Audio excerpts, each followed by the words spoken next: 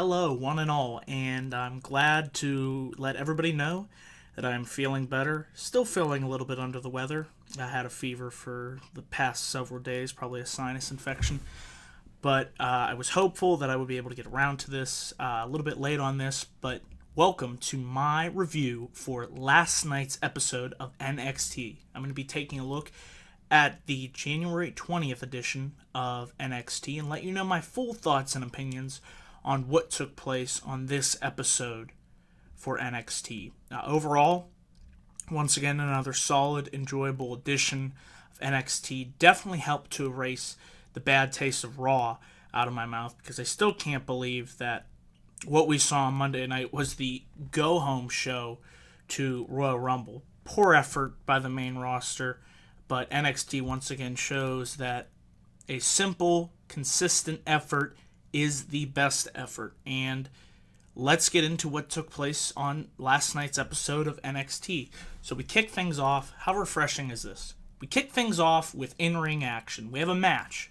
Wow, what a concept. Not a 20-minute long promo. No, a freaking wrestling match. Thank you, NXT.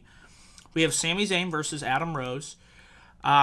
I thought it was an okay match. It was great seeing Sami once again, back in the ring. He looks better than ever, since he had to get his, I believe, shoulder surgery back in May.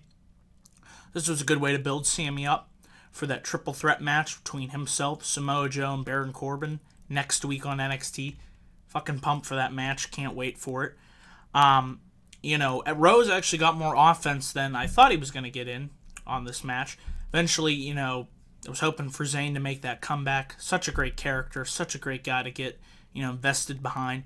And eventually Sami was able to make a comeback, and he was able to, Rose was going up for the haymaker, but Sami reversed it into the Koji clutch for the submission victory. So a nice way to make Sami Zayn look strong heading into that triple threat match next week on NXT. Then we had a backstage promo later on in the main event. It was going to be Johnny Gargano versus Samoa Joe in the main event. And I like this promo from Johnny. He pretty much said that he's going to walk up to Samoa Joe and he's a bully. And what you do to bullies, you stand up to them and you punch him in the mouth. I like that fire, like that intensity. Short, sweet, to the point with this promo. The only thing I nitpick about it is I wish he would have looked into the camera. That's an issue I have with the way promos in WWE are mainly conducted. They don't have them look into the camera. Some guys do. Gargano didn't. Not blaming him. That's probably what he was told to do. But just a minor annoyance. A pretty, it was a good promo. Good backstage promo. Then we went to Jason Jordan and Chad Gable. They announced their new name as the American Alpha. Not a bad name. Sure, I'll like it as it grows over time. But you gotta love these guys. They were so funny. They were having me cracking up. And they basically threw down a challenge. I want to challenge Blake and Murphy next week to a tag team match. Looking forward to that. Should be a good match, along with that triple threat number one contendership match. So already, I like how there's the weekly progression on NXT. You establish what's coming up for the next week, and then creates the anticipation, and you look forward to it. So, a good promo cut by the American Alpha. Then we move on to our next match. It was Apollo Crews facing the Perfect 10. There it is. Yes, 10. Ty Dillinger. Like both these guys, was kind of curious to see where they were going to go with this match, because, as we all know, Crews lost to Baron Corbin and NXT TakeOver London. I was wondering, maybe they're going to have him go on a losing streak, but that's not what happened. Him and Dillinger, I thought, had a pretty fun match. Wasn't the greatest match, but it was fun while it lasted. The finish came when Crews hit the atomic bomb for the win. Crews also hit this nice spear on Dillinger. Dillinger really sold it well, and Apollo got the win. And after the match, he made point to note that his last title match with Finn Balor ended in disqualification due to Baron Corbin interrupting it. Therefore, he wants to challenge Balor to a one-on-one non-title match. And even though he doesn't deserve it, he still wants that match. He still wants that opportunity. Eventually, later on in the show, we go backstage to Balor. and he said he will grant Apollo Crews a one-on-one non-title match. So whenever that match takes place, looking forward to it. I thought their last match was really good, and their next match should be no less different. Backstage, we have an interview with Alexa Bliss, pretty much with quote-unquote her bitches, because that's what they are. They're her pretty much servants. Blake and Murphy, they bow down to her at every will. She's controlling them. I like that. I like the subtle, references at how she's controlling them.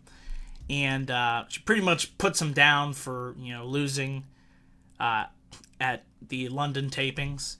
And then later on, she said pretty much that she's going to, kick the crap out of Bayley in the tag match. It was going to be Bayley and Carmella teaming up to take on Emma and Alexa Bliss. So it was an alright backstage promo. But moving on, we had a match between Baron Corbin and the debuting, Rich Swann. Apparently this guy is well known on the independent scene. I don't know a lot about him, but from what I saw in this match, despite losing to Baron Corbin, which I was pretty sure that Corbin was going to win this match, I thought he actually got in some good high-flying offense, good counter to Corbin. He's definitely, height comparison to Corbin, he's a much smaller guy. But he was able to survive in the ring with Corbin a lot longer than I would give him credit for. And I hope we see more of Rich Swann on NXT. Got a good reaction from the crowd. I liked, the moves that he landed. However, eventually, there was a point in the match where I thought, he might get the upset, but when he hit the head scissors and a spinning super kick. However, he walked right into the deep six, and Corbin was able to pick up the victory, which again furthered his momentum heading into that number one contendership match next week on NXT. So, the match was, it was okay. I did enjoy it, and I'm looking forward to seeing where they go with Rich Swann. Hopefully, like I said, they keep him around, like what I saw from him in this match.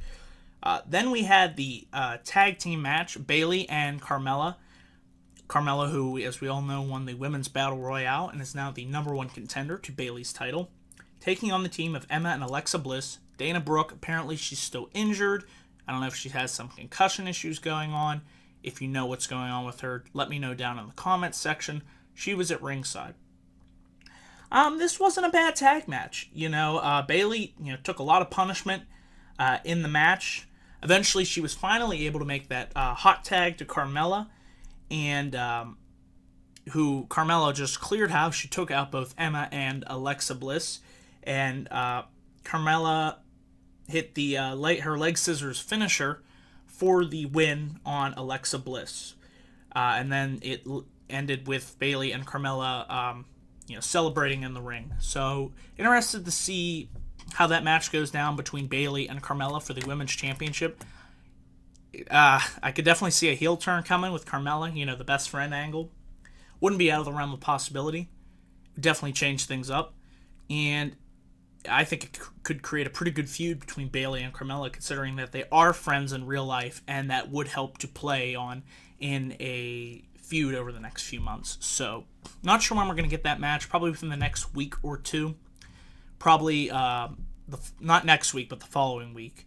So, yeah, looking forward to that match between Bayley and Carmella for the NXT Women's Championship.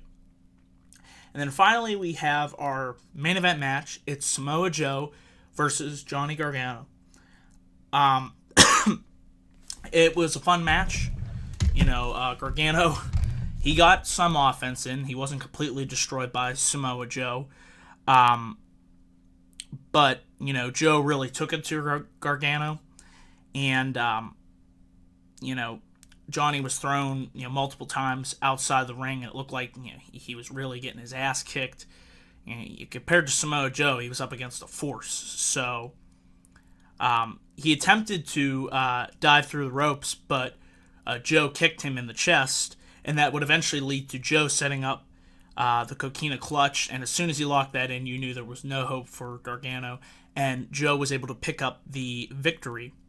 So, all in all, I thought this was a solid edition of NXT. there were some storyline development, some good matches that took place throughout the night, and Zayn, Zayn, Corbin, and Joe were all made to look strong. You had Bayley and Carmella, in the tag match, debuting Rich Swann, and Apollo Crews laying down the challenge to Finn Balor, setting up a tag match between Blake and Murphy and the American Alpha. Also, there was a nice little vignette, I have to mention this, for the Vaudevillains, showing a more darker, sadistic side to them. So all in all, there was a lot packed into this 1 hour episode of NXT. We got more development out of this episode than we did on Raw on Monday night, and they had 3 hours to work with compared to 1 hour. So I enjoyed this episode of NXT.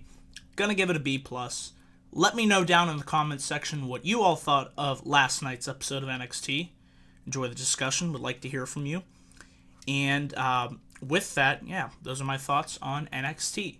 Please click that like and subscribe button for more video content coming in the future. Stay tuned. Tomorrow, going to try and have a special video made. I'm going to be meeting Daniel Bryan. He's going to be at the World of Wheels convention, downtown Pittsburgh. Excited for this opportunity to meet, my favorite wrestler. And it's something I've been looking forward to. Never thought I'd get this opportunity. But yeah, it's happening. He replaced Seth Rollins, so going to go down, get him the autograph his book that he just released. So look for a video that I'm going to be making about that. My Royal Rumble predictions preview video should be up either tomorrow or Saturday. Stay tuned for that. And stay on the lookout. There will be live reactions for the Royal Rumble match itself. That should be really fun. And my Royal Rumble review, which will be at 11 p.m. directly after the pay-per-view itself. So a lot of content coming up to this channel. Stay tuned for all that. So thank you all for watching. I appreciate it. And with that, I am out. Peace.